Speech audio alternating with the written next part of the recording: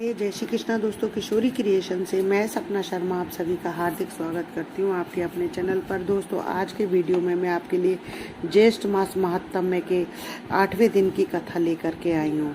8वें दिन की कथा में हम जो है व्रत महात्म्य के बारे में जानेंगे। इससे पहले के ज्येष्ठ मास महात्म्य के 7 अध्याय के वीडियो जो है मैंने मेरे चैनल पर डाले हुए हैं। आप उनको मेरे चैनल पर जाकर देख भी सकते हैं और श्रवण भी कर सकते हैं। ज्येष्ठ मास महात्म्य की कथा सुनने के लिए ब्रह्म मुहूर्त में उठकर स्नान आदि से निवृत्त होकर स्वच्छ वस्त्र पहन करके श्री हरि विष्णु की उपासना करनी चाहिए।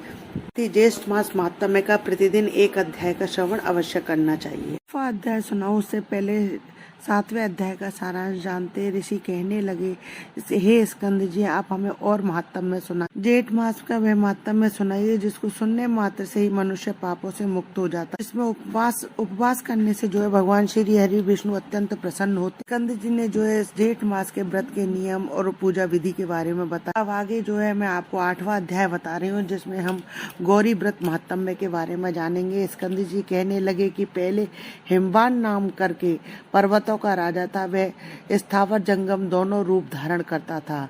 बड़े सुंदर अंग वाली उसकी स्त्री का नाम मेनका था। हिमवान सब सिद्धियों से युक्त होने पर भी संतानहीन होने के कारण अत्यंत दुखी था और संतान के लिए बहुत से व्रत व दानों को भी किया, परंतु संतान न हुई। उस राजा ने मेनका को बुलाकर कहा कि धिक्कार है, धिक्कार है।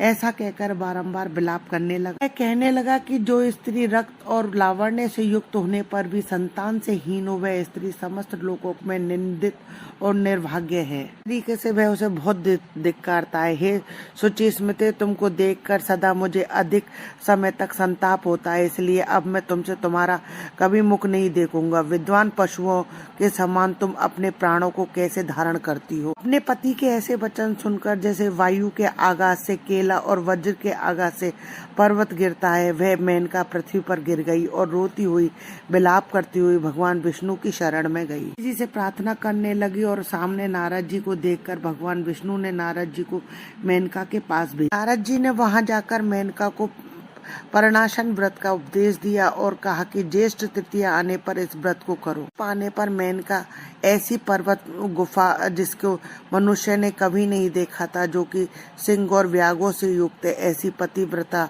वहां जाकर इस अणु के समान नियम से स्थित हो गई। उसने भोजन, निद्रा, अन्य किसी भी कर्म को न करके सब चीजों को त्याग दिया, सब कर्मों को त्याग दिया।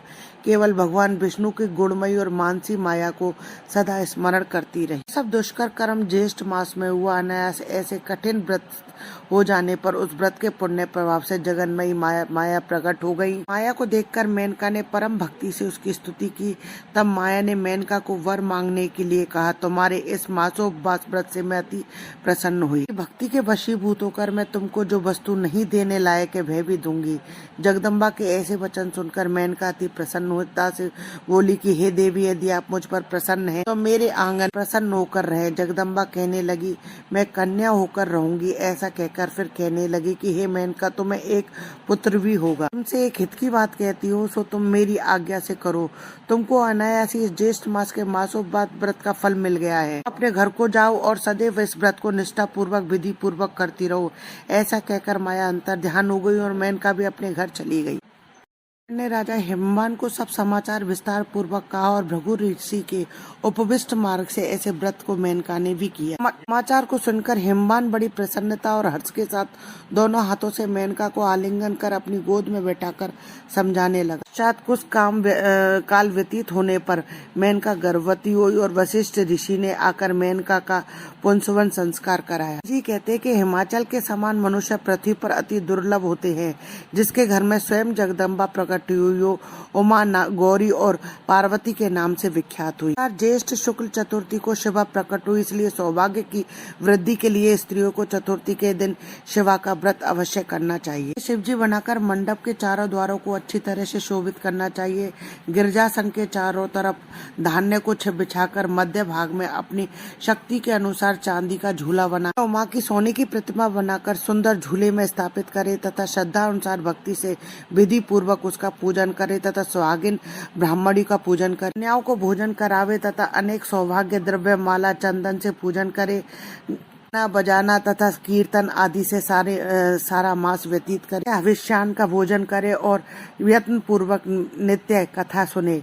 तत्पश्चात फल समाप्ति के लिए उद्यापन करे और गौरी निर्भय नमा इस मंत्र से खीर का हवन करे। कार्य करते समय दूध देने वाली गौ का दान करे। वह स्त्रियों के लिए सौभाग्यदायक गौरी व्रत प्रसिद्ध है। मोहवश चतुर्थी को भोजन करती है, वह जन्मांतर में दुर्गवा होती है।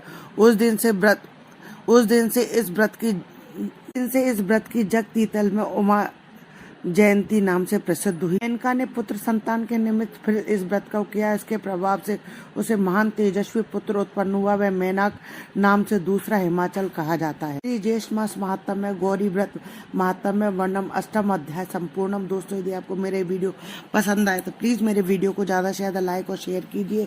यदि आपने अभी तक मेरे चैनल को सब्सक्राइब नहीं किया है तो उसे सब्सक्राइब करना न भूलें। पास ही में बेल आइकन को दबाएं जिससे मेरे आने वाले हर नए वीडियो का नोटिफिकेशन आपको मिल जाए। हिंदू धर्म, रीति रिवाज, कथा कहानी जानने के लिए मेरे चैनल पर बने रहने के लिए बहुत बहुत धन्यवाद। जय श्री कृष्णा दोस्तों।